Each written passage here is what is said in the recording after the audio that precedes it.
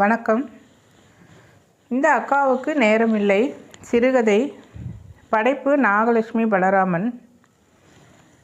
இப்பொழுது கதைக்குள் செல்வோமா? அன்று காலை முதல் சரோஜினியின் வீடு திமிலோகப்பட்டது. தனம், ராஜம்மா வீட்டிலிருந்து பாத்திரமெல்லாம் வந்ததா? பூக்காரன் வந்தால் 10 ஜோடி மாலை கரெக்டாக காலையில் 6 மணிக்கு வந்துடணும்னு சொல்லு. தனம், இருக்கியா? 10 மணிக்கு சமையல்காரர் வருவார். சாமானெல்லாம் எடுத்துக்கொடு. சாப்பாடு சுமாராக இருந்தால் போதும். 1000 லட்டாவது வேண்டும். தனம், அதுக்குள்ளார எங்கே போயிட்டேன்? ரமாவும் விதியும் வந்தால் ஒரு புடவை, 3 ரவிக்கை துண்டு, ஒரு வேஷ்டி, ஒரு துண்டு தனித்தனியாக பையில் போட்டு ரெடியாக வச்சுட சொல்லு. தனலட்சுமிக்கு தலையை ஆட்டி ஆட்டி அழுத்து போயிற்று. சரோஜினி மாதர் சங்க தலைவியாக இருப்பவள். மறுநாள் ஆண்டு விழா. அதை புதுமாரியாக கொண்டாட திட்டம் போட்டிருக்கிறார்கள். அவர்கள் பொறுப்பு ஏற்றுக்கொண்டு பக்கத்து குடிசை பகுதியில் நாளை 10 கல்யாணங்களை நடத்த மாதர் சங்க அங்கத்தினர்களே முன்வந்திருக்கிறார்கள். புடவை, வேஷ்டி, மாலை, விருந்து, ஆமாம், தாலி கூட இவர்கள் செலவுதான். தனம் சமையல்காரி இல்லை. சரோஜினிக்கு ஒரு விதத்தில் தூரத்து உறவுதான். கணவனை இழந்து பிறந்தகம் புக்ககம் எதுவும் இல்லாத தனிக்கட்டை.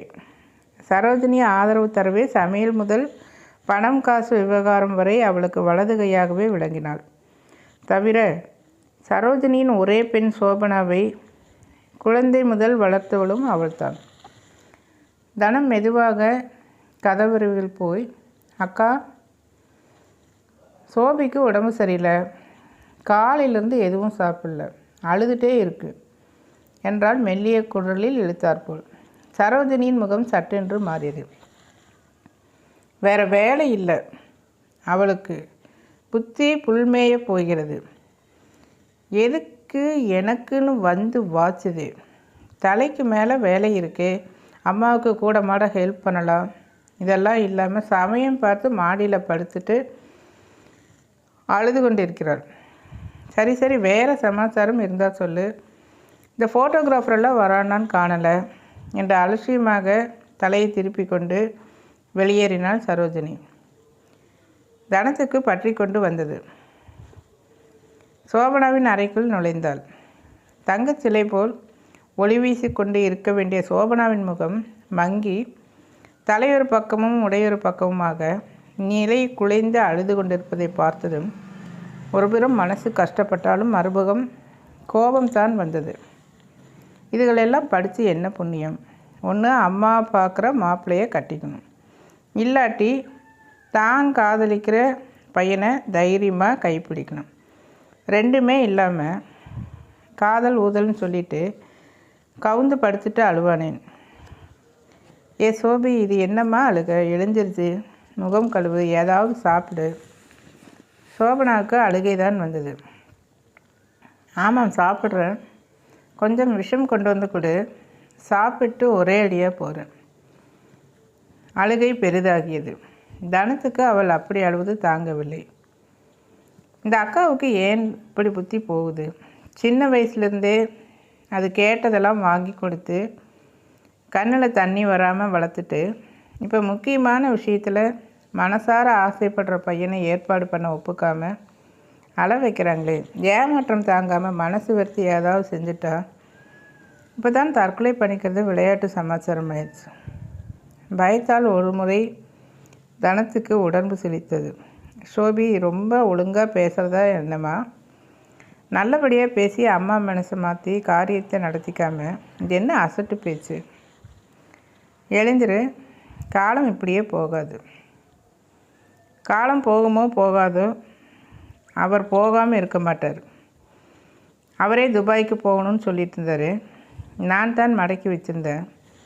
அன்றைக்கி அவர் இங்கே வந்தப்போ அம்மா பேசின பேச்சை கேட்ட பிறப்பு கண்டிப்பாக அவர் கல்யாணத்துக்கு ஒத்துக்கொள்ள மாட்டார். துபாய்க்கு கிளம்பி விடுவார். என்னை பார்க்க கூட வரமாட்டார்.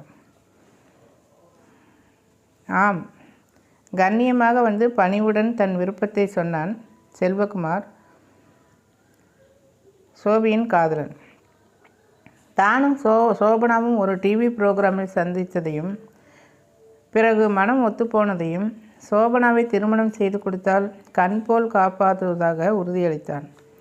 ஆனால் இந்த அம்மா பொருட்படுத்தவில்லை.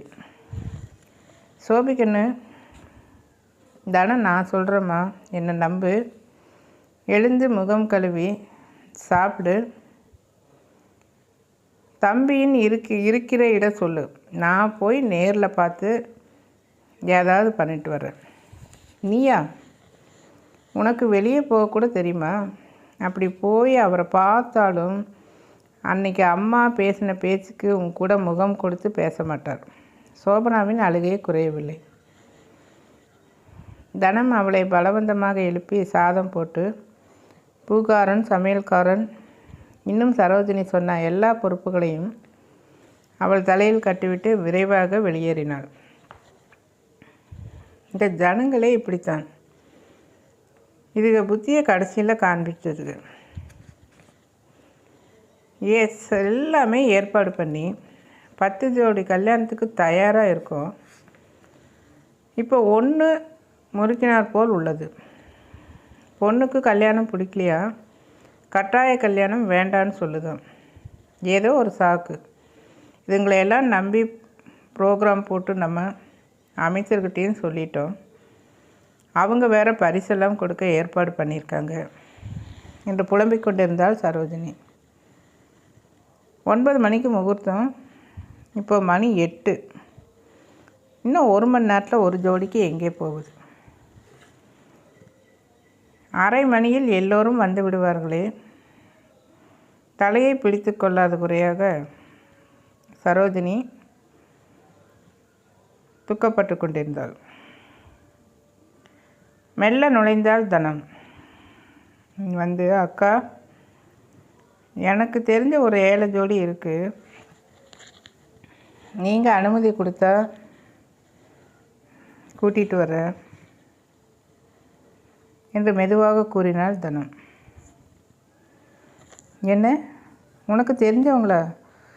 எங்கே இருக்காங்க? சட்டுன்னு கூட்டிகிட்டு வையேன், ஏன்னா இன்னும் 1 மணி நேரத்தில் ப்ரோக்ராம் ஆரம்பிச்சிடும். கோரஸாக கத்தினாள் சரோஜினியும் அவள் தோழிகளும். ஆமாம் அக்கா, முன்னாலேயே சொல்லணும்னு பார்த்தேன். எங்கள் ஊருக்காரங்க தான், தூரத்து உறவு. பெண்ணுக்கு அப்பா இல்லை, பிள்ளைக்கு அம்மா அப்பா 2 பேரும் இல்லை. பொண்ணு பிள்ளை ரெடியாக உள்ளார்கள். கல்யாணம் தான் செய்ய வகையில்லை. சரி, விவரமெல்லாம் அப்புறம் கேட்டுக்கிறேன். வழி தெரியுமா அவர்களுக்கு? இல்லை, நீ டாக்ஸிலே போய் கூட்டிகிட்டு வந்துடு. அரை மணியில் இங்கே வந்து சேரணும். பந்தலுக்கு வந்துடு. அமைச்சர் ரொம்ப பங்க்சுவல், லேட்டாக வரக்கூடாது என்று சரோஜினி கூறினாள். பந்தல் முழுவதும் தோரண அலங்காரங்கள், நாதசுர ஓசை, மைக்கில் பாட்டு என காதை பிளந்து கொண்டிருந்தது. அமைச்சருடன் சரோஜினி உள்ளே பிரவேசித்தவுடன் 10 ஜோடிகளும் மாலை மாற்றி தாலி அணிந்தனர். பின்னர் ஒவ்வொரு ஜோடிக்கும் புடவை, வேட்டி, குத்துவிளக்கு ஆகியவற்றை எடுத்து தர அமைச்சர் தன் கையால் அவர்களுக்கு ஆசீர்வாதம் வழங்கினார். 10வது ஜோடி, பொண்ணு பேர் சோபனா, பையன் பேர் செல்வகுமார். மைக்கில் பெயர் ஒலித்தது. சரோஜினி ஒரு கணம் தடுமாறினாள். அதற்குள் மாலையும் கழுத்துமாக அமைச்சரை வணங்கிய ஜோடி அவள் காலிலும் விழுந்து வணங்கியது. ஆசீர்வாதம் பண்ணுங்க அக்கா என்றாள் தனம். தனத்தை ஒரு முறை முறைத்து பார்த்துவிட்டு அவள் ஆசீர்வாதம் செய்தாள். 16 பெற்று பெருவாழ்வு வாழுங்கள். நன்றி. இந்த சிறுகதை உங்களுக்கு பிடித்திருந்தால் உங்கள் ஃப்ரெண்ட்ஸுக்கு ஷேர் பண்ணுங்கள், லைக் பண்ணுங்கள்.